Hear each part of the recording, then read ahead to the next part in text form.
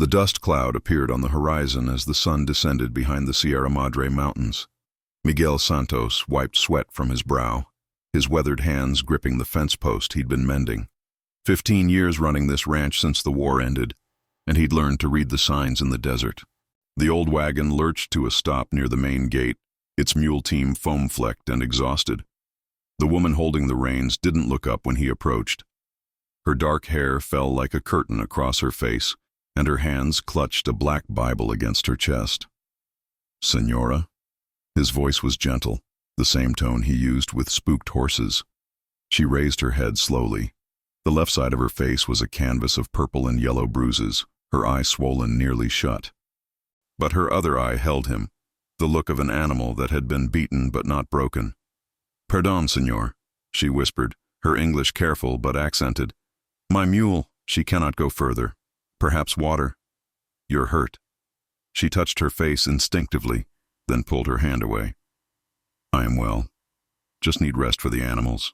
Miguel glanced toward the horizon where the nearest settlement lay 30 miles across desert that could kill the unprepared. The sun was already painting the sky orange, and night brought dangers beyond the cold. "Town's a hard ride from here, and these mules won't make it. Not tonight." Fear flickered across her features. I must keep moving." "Ma'am, you look like you need to stop moving, at least until dawn." She clutched the Bible tighter. "I have nowhere else to go." Miguel had heard those words before, in his own voice, when he'd returned from the war to find his world in ashes. Well, you do now.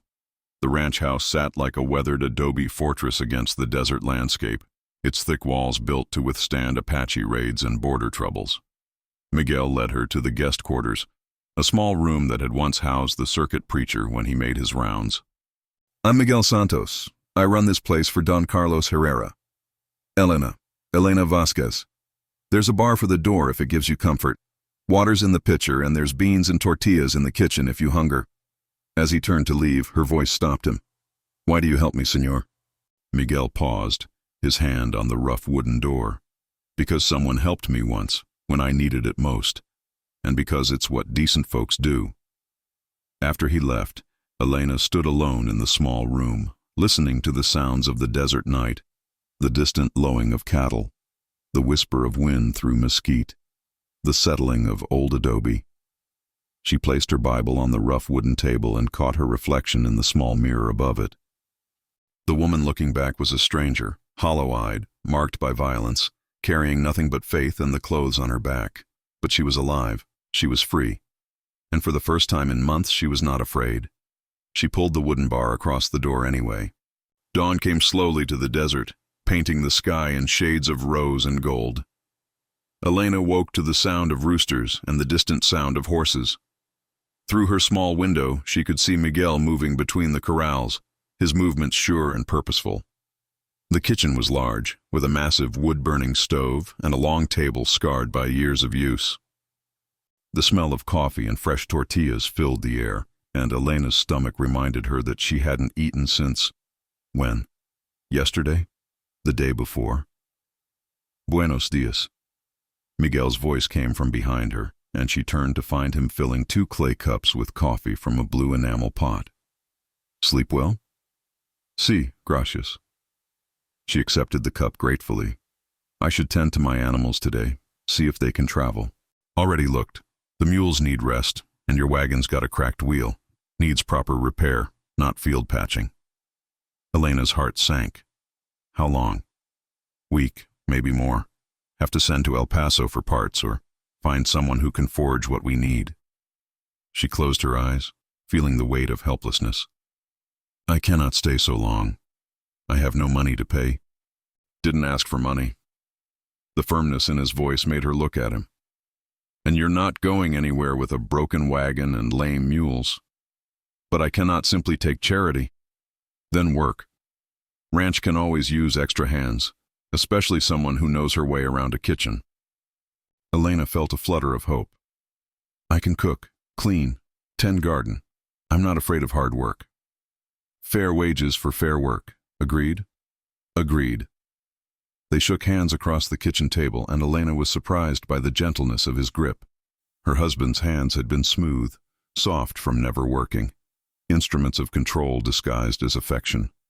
Miguel's were honest, scarred and weathered by rope and leather, but they held hers carefully. The days that followed fell into a rhythm as natural as breathing. Elena rose before dawn to build up the fire, prepare breakfast for the ranch hands, eggs from the henhouse, beans, fresh tortillas, and coffee strong enough to wake the dead. She learned their names and ways. Carlos liked his eggs with chili peppers, old Roberto preferred his coffee black and bitter, and young Tomas had a sweet tooth that required extra piloncillo in everything. They treated her with quiet respect, these men who worked under the desert sun. They called her Senora Elena and touched their hat brims when she brought them lunch in the fields. If they noticed her fading bruises, they gave no sign, and she was grateful for their courtesy. Miguel was different. He watched her with the careful attention of a man who had learned to read unspoken pain. He never asked about her past, never pressed for information she wasn't ready to give. But he was there, a steady presence that made her feel anchored in a world that had been spinning out of control. One evening, as she was cleaning the kitchen after supper, she found him sitting at the table with a bottle of tequila and a collection of papers. "Ranch business?" she asked, nodding toward the documents. "Bills mostly. Feed costs, supplies from town, wages for the hands." He rubbed his eyes tiredly. "Never seems to end." Elena wiped her hands on her apron. "I can read and cipher, if you need help with the books." Miguel looked up at her, considering. "Don Carlos handles the business side. I just run the day-to-day. But you worry about the money." "Hard not to. Cattle prices are down since the war, and the railroad companies squeeze every dollar they can." He gestured to the papers. "Sometimes feels like we're one bad season away from losing everything." Elena sat across from him and began sorting through the invoices and receipts. The numbers told a story of a ranch walking a narrow line between survival and failure. "You're paying too much for grain from Sanderson's," she said after studying the figures. "The McCready place sells the same for 20% less."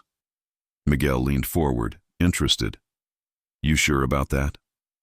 "I rode through their place on my way here, saw the prices posted." They worked late into the night, Elena showing him patterns in the expenses, small savings that could add up to real money over time. Her mind was sharp, practical, and Miguel found himself remembering that she was more than just a woman seeking refuge. She was someone with skills and intelligence, someone with value beyond her ability to cook and clean. "You've got a good head for numbers," he said as they finally put the papers away. Elena looked up, surprised by the compliment. "My father taught me. Said a woman needed to understand money as well as any man, maybe better." "Smart man." "He was, before the consumption took him." She was quiet for a moment. "I used to help him with his store before I married." "What changed?" Elena's fingers traced the edge of an invoice. "My husband said it wasn't proper for a wife to concern herself with such things. Said a woman's place was in the home, tending to her family." "And you believed him?" "I wanted to. I wanted to be a good wife, to make him proud." Her voice grew smaller. "I learned that making him proud was impossible. Nothing I did was ever enough." Miguel nodded as if he understood something about impossible expectations and failing to measure up. That night, Elena lay in her narrow bed listening to the desert wind and thinking about the evening's work. For a few hours, she had felt useful again, valued for her mind rather than her submission. It was a feeling she had almost forgotten. She opened her Bible to a passage she had marked during the long journey north. "He healeth the broken in heart and bindeth up their wounds." Maybe healing came in unexpected forms, in honest work, in being treated with dignity, in the simple act of having her thoughts heard and respected. For the first time since leaving her old life behind, Elena fell asleep without checking the bar on her door. The morning brought news that changed everything. Carlos rode in from the south pasture with word that the wire was cut along the river. Not weather damage, but deliberate cutting. Cattle were scattered, and there were hoof prints where there shouldn't be any. Miguel stood in the ranch yard, his jaw tight as he listened to the report. Elena watched from the kitchen window, recognizing the tension in his shoulders, the way his hands clenched at his sides. "How many head?" he asked. Hard to say. Maybe 20, 30. Drove them toward the border. Rustling. Elena had heard enough conversations among the ranch hands to understand what that meant. Cattle stolen in the night, driven south into Mexico, where brands meant nothing and papers were easily forged. Ride to town, Miguel told Carlos. Wire the Rangers, and get the boys together. We need to ride the boundaries, see what else they took. As the men dispersed, Elena found herself alone with Miguel in the kitchen. He stood at the window staring out at the desert, his coffee growing cold in his hands. I'm sorry, she said softly. He turned, surprised. For what? For being here. For adding another burden when you already carry so much. Miguel shook his head. This isn't about you. We've had trouble with rustlers before. It's part of running cattle this close to the border. But Elena could see the lines of worry around his eyes, the way his shoulders sagged. The ranch was already struggling financially, and losing 30 head might push it over the edge. Let me help, she said. Elena, you don't understand. These aren't just thieves looking for easy money. They're hard-case men, probably bandits from across the river. It's dangerous work. I understand more than you think. She met his eyes steadily. I know what it's like to have everything threatened by people who think they can take whatever they want. Something in her voice made him study her more carefully. What are you saying? I'm saying I'm tired of running, tired of being afraid. Maybe it's time to make a stand. The ranger arrived 3 days later, a weathered man named Captain Morrison who'd been tracking rustlers for 15 years. He examined the cut wire, studied the tracks, and shook his head with the weary resignation of someone who'd seen it all before. Same bunch that hit the Patterson place last month, he told Miguel. Professional job. They know the country, know how to move stock without being seen. Any chance of getting the cattle back? Morrison shrugged. Once they cross the river, might as well kiss them goodbye. Mexican authorities don't much care about American beef, especially when there's money to be made looking the other way. What about stopping them next time? Best thing is to post guards, keep your riders close to the herds. But that's expensive, and these boys are patient. They'll wait until you let your guard down. After Morrison left, Miguel found Elena in the garden behind the house, tending the vegetables with fierce concentration. Penny for your thoughts, he said. She looked up, her hands still buried in the dark soil, just thinking about what the ranger said, about patience. What about it? Elena pulled a weed and tossed it aside. Bad men are patient when they think they hold all the advantages, but they get careless when they think their victims are helpless. Miguel studied her face. You're not talking about cattle rustling anymore, are you? Elena's hands stilled in the earth. I had a husband who thought he owned me, who believed he could control everything I did, everyone I spoke to, every decision I made. He started with harsh words, then graduated to his fists. And I told myself it would get better, that if I just tried harder, obeyed faster, loved him more completely, he would change. She pulled another weed, her movements sharp and angry. But men like that don't change. They just get worse. So what did you do? Elena was quiet for so long that Miguel thought she wouldn't answer. When she finally spoke, her voice was barely above a whisper. I waited until he was drunk and asleep. Then I took what little money I could find, hitched up the wagon, and drove away. I've been driving ever since. Miguel felt something twist in his chest. And now? Now I'm tired of driving. Tired of looking over my shoulder. Tired of letting fear make my choices for me. That night, after the ranch hands had gone to their bunks and the desert settled into its nocturnal quiet, Miguel and Elena sat on the porch of the main house, sharing a bottle of tequila and watching the stars wheel overhead. You know, Miguel said, I wasn't always a ranch foreman. Elena turned to look at him. No, I was a soldier, fought for the Union in the war, came home to find my family's place burned out by raiders. Wife and son were... He took a long pull from the bottle, buried them in the ruins and rode west. Figured I'd find a place to start over or die trying. What happened? Don Carlos found me half dead from thirst about 50 miles south of here. Brought me back, gave me work, taught me everything I know about cattle and land and starting over. Miguel's voice was quiet. When he got too old to run things himself, he made me foreman. Said I'd earned the right to call this place home. Elena felt tears prick her eyes. And now someone's trying to take it away. Story of the frontier. Someone's always trying to take what doesn't belong to them. They sat in comfortable silence for a while, two people who had fled their past lives and found unexpected sanctuary in the desert. The rustlers, Elena said finally. They're not just stealing cattle, are they? Miguel looked at her sharply. What makes you say that? Because you're not just angry about the loss. You're afraid. And you don't strike me as a man who frightens easily. Miguel set down the bottle and leaned forward. There's been talk. Stories about organized bands working both sides of the border. They steal cattle, but they also run guns, smuggle wanted men, move stolen goods. Any rancher who doesn't cooperate gets robbed, or worse. Don Carlos never told me about the pressure they put on him before he retired. I'm starting to think maybe these losses aren't just random raids. Elena felt a chill despite the warm night air. You think they want something from you? I think they want me gone. This place sits on some of the best water rights in the territory, and it's perfectly positioned for moving contraband north. A man could make a fortune using this ranch as a base.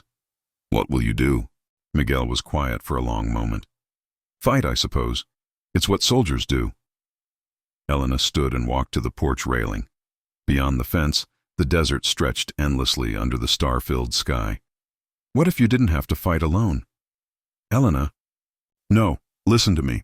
I've been running for 6 months. 6 months of looking over my shoulder, jumping at every sound, afraid of my own shadow. I'm tired of being a victim. She turned to face him, and in the moonlight, Miguel could see that the fear in her eyes had been replaced by something else. Determination, maybe, or desperation refined into purpose. These men think they can take whatever they want because nobody stands up to them. But what if somebody did? Miguel stood and joined her at the railing. It's not that simple. These aren't schoolyard bullies, Elena. They'll kill anyone who gets in their way. Then we make sure we don't get in their way. We get ahead of them. What are you talking about? Elena gripped the railing tighter. I know how men like this think. I was married to one for 3 years. They count on fear, on isolation, on making you feel like you have no choice but to give them what they want. But they have weaknesses too. Such as pride. They always underestimate the people they hurt. They see a battered woman or a struggling rancher, and they assume weakness. They never expect resistance. Miguel studied her face in the moonlight, seeing not the broken woman who had arrived at his gate with nothing but a Bible and bruised face, but someone else entirely, someone who had been tested by fire and found steel in her spine. You're talking about setting a trap, he said. I'm talking about taking control of our own story. The night air carried the scent of sage and the distant sound of cattle lowing. Somewhere in the darkness, predators moved through the desert, hunting for the weak and isolated. But here on the porch, two people who had lost everything were discovering that sometimes the greatest strength comes not from fighting alone, but from choosing who to stand beside. All right, Miguel said finally. What do you have in mind? The plan was dangerous in its simplicity. Elena would ride to town, make inquiries about work, let word spread that she was a woman alone with limited options. If the rustlers were part of something larger, and Miguel was increasingly certain they were, they would eventually approach her. Miguel hated every aspect of it. There has to be another way, he said for the 3rd time as they prepared her wagon for the journey. Elena checked the harness on the mules, now rested and ready for travel. This is the only way to draw them out. They won't move openly against a working ranch with armed men, but a desperate woman looking for employment. That's safe to approach. That's exactly why I don't want you doing this. Elena turned to look at him, her expression serious. Miguel, I need you to trust me on this. I know how men like this operate. They'll come at me sideways, test me, try to figure out what I know and what I might be willing to do for money. And if they decide you're a threat, then we'll know what we're really dealing with. The ride to town took 2 hours on roads that turned to dust and ruts the moment you left the main trail. Elena drove slowly, partly to spare the mules, partly to give herself time to think. She hadn't told Miguel everything about her marriage to Joaquin. Hadn't told him about the careful way she'd learned to read her husband's moods, to anticipate his needs, to make herself useful enough to avoid the worst of his anger. Those skills, honed through years of survival, might serve her now in a different kind of danger. The town of Esperanza was barely large enough to warrant the name. A collection of adobe buildings clustered around a central plaza, with a few shops, a cantina, and a church that had been built when the Spanish first claimed this land. Elena parked her wagon in front of Sanderson's general store and took a deep breath. Inside, the proprietor, a heavy-set Anglo named Silas Sanderson, looked up from his ledger with the calculating gaze of a man who saw everything in terms of profit and loss. "Help you, senora?" "I'm looking for work, cooking, cleaning, tending store, anything honest." Sanderson studied her appearance, taking in her worn dress, her careful posture, the way she held herself. "Work's scarce around here. Most folks do for themselves." Elena pulled out a small leather pouch containing the few coins she'd taken from her husband's strongbox. "I can pay for supplies while I look. I'm not asking for charity." The man's eyes lingered on the money. "You staying local?" "At the Santos Ranch temporarily. Don Miguel has been kind enough to give me shelter while my wagon was repaired." Something shifted in Sanderson's expression. "Santos, eh? How's he faring out there? Heard he's been having some troubles lately." "I wouldn't know about ranch business. I just help in the kitchen." "Of course." Sanderson leaned across the counter. "You know, if you're looking for regular work, there might be opportunities. Better paying than kitchen help." "What kind of opportunities?" "Well, there's always need for women who can keep house for traveling men. Businessmen who come through on their way to El Paso or Santa Fe. They pay well for clean rooms, good meals, and company." Elena kept her expression neutral. "I see. Nothing improper, you understand. Just making sure important guests are comfortable during their stay. Where would this work be?" Sanderson glanced toward the door, then back at her. "There's a boarding house outside town. Clean, respectable place. The woman who runs it, Senora Morales, she's always looking for help." Elena nodded slowly. "I'll consider it." "You do that. And, Senora, if you're interested, best not to mention it to Santos. He's got particular ideas about how women should conduct themselves." Elena left the store feeling like she'd stepped into quicksand. The conversation with Sanderson had confirmed Miguel's suspicions. There was an organized operation using the town as a base, and they were recruiting local women as well as stealing cattle. Her next stop was the cantina, a dim establishment that smelled of tequila and tobacco and the accumulated weight of 1,000 conversations better left unspoken. The bartender, a nervous man with darting eyes, served her a cup of coffee and retreated to the far end of the bar. Elena had been there perhaps 10 minutes when they arrived. 2 men in good clothes and expensive boots, speaking quietly in Spanish as they took a table near the window. She recognized the type immediately.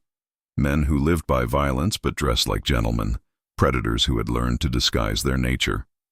After a few minutes, one of them approached her table. "Perdón, señora, mind if I sit?" He was already pulling out a chair.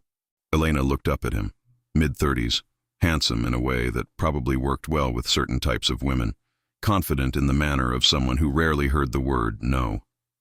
"I was just finishing my coffee." "No hurry. I'm Diego Morales." He sat without waiting for permission. "You're new in town?" "Just passing through." "That's what they all say." His smile was practiced, charming. "But something tells me you might be looking for more than just supplies." Elena kept her expression carefully neutral. "What makes you say that?" "A woman like you doesn't end up in a place like Esperanza unless she's running from something. Or towards something. And what kind of woman am I?" Morales leaned back in his chair, his eyes moving over her with an appraisal that made her skin crawl. "Smart, careful. Someone who's learned to take care of herself the hard way." He paused, his gaze lingering on the faded bruises still visible on her cheek. "Someone who understands that sometimes a woman has to do things she'd rather not do in order to survive."